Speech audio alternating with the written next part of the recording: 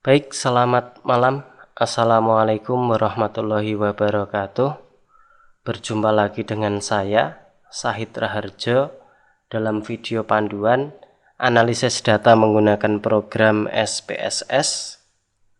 Pada kesempatan kali ini, saya akan membagikan cara menginput sebuah data laporan keuangan ke program SPSS.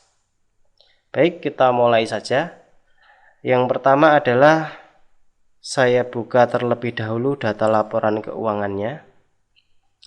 Jadi di sini ada sebuah judul penelitian, yakni pengaruh return on asset atau ROA, return on equity atau ROE, dan price earning ratio atau PER terhadap harga saham pada perusahaan perbankan yang terdaftar di Bursa Efek Indonesia periode 2011 sampai 2014. Ini adalah judul penelitian. Kemudian dari judul ini kita memerlukan data-data penelitian sebagaimana variabel yang akan diteliti.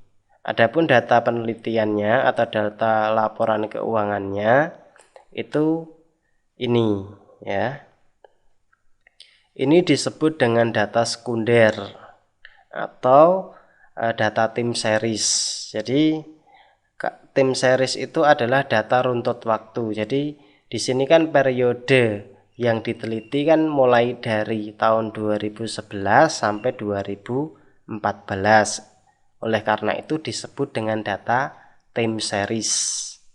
Nah, untuk sektor perbankan yang diteliti itu ada 8 bank ya. Jadi cara menyusun datanya seperti ini. Mulai dari Bank BCA, BNI sampai dengan Bank Permata. Dari tahun 2011 sampai 2014. Jadi ini jangan sampai salah nanti ketika kita membuat rekapitulasi data laporan keuangan. Nah, kemudian kita lanjut cara memindahkan data ini atau memasukkan data ini ke program SPSS. Saya buka dulu untuk program SPSS-nya.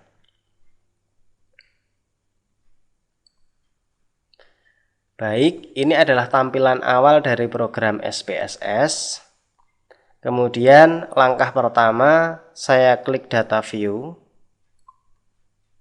Kemudian pada bagian name saya tuliskan X1, kemudian X2, X3, yang terakhir adalah Y. X1 pada bagian label saya tuliskan ROA. Kemudian untuk X2 ROE, kemudian pada X3 adalah PER, untuk Y adalah harga saham. Pada bagian desimal untuk variabel harga saham itu saya ganti menjadi 0. Nah, mengapa 0? Karena untuk harga saham bukan merupakan pecahan desimal atau angka utuh. Mari kita tengok lagi datanya. Untuk harga saham, nah ini adalah angka utuh, jadi bukan pecahan desimal sebagaimana data untuk variabel X1, X2, dan Y. Untuk variabel X1, X2, dan Y ini adalah pecahan desimal, ada 2 angka di belakang koma. Oleh karena itu, pada bagian desimal di SPSS,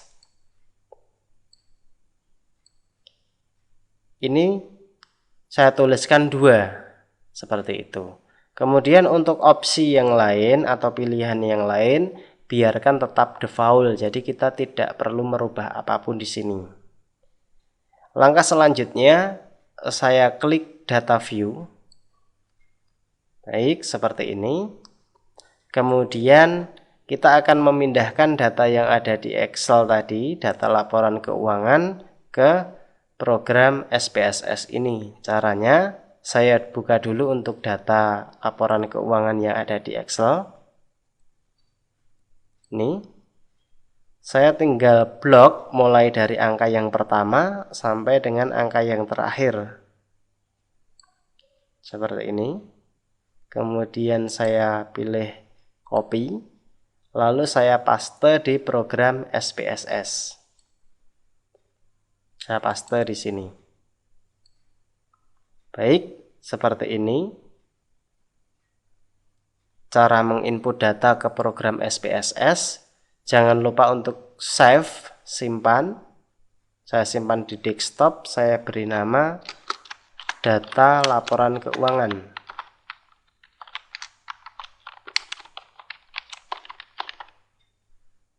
Saya save. Nah, seperti ini cukup mudah cara menginput data laporan keuangan. Catatan, seringkali terjadi kesalahan pada waktu menginput data laporan keuangan. Misalkan yang direkap itu bukan seperti ini, tetapi Bank BCA, BNI dan seterusnya direkap menjadi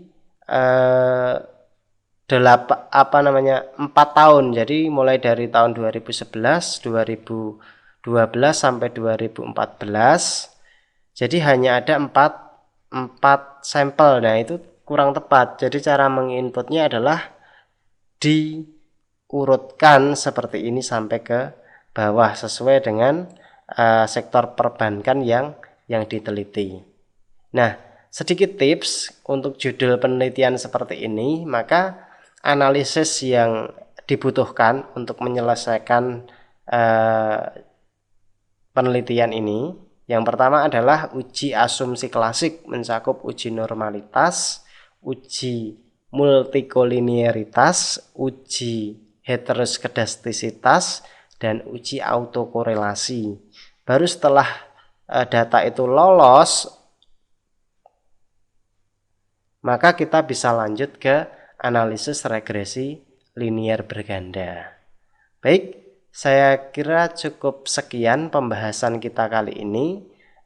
Jangan lupa untuk like dan subscribe jika video ini bermanfaat bagi Anda. Terima kasih atas perhatiannya. Wassalamualaikum warahmatullahi wabarakatuh.